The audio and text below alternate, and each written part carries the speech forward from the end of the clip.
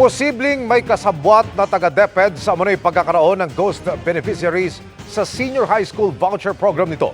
Ayon po sa isang education official, 12 paaralan ang iniimbestigahan dahil sa nakalistang nasa programa kahit hindi sa kanila nag-aaral. Nakatutok si Ian Cruz. Exclusive.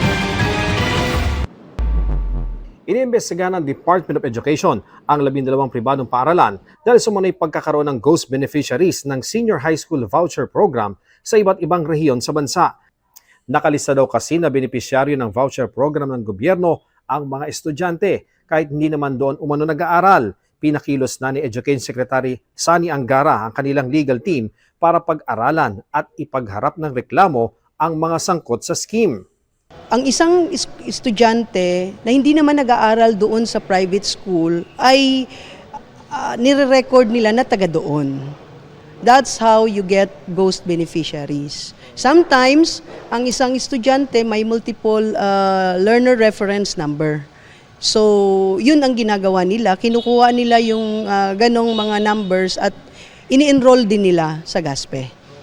Ang mga incoming na grade 11 students na nagtapos sa pampublikong paaralan ay otomatikong makakatanggap ng voucher na mula 14 to 22,000 pesos.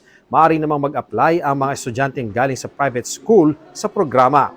Noong school year 2023-2024, mahigit 12,800 ang nadiskubre ng DepEd na ghost beneficiaries ng senior voucher program kaya hindi nila binayaran ng 245 million pesos ang mga pribadong paaralan.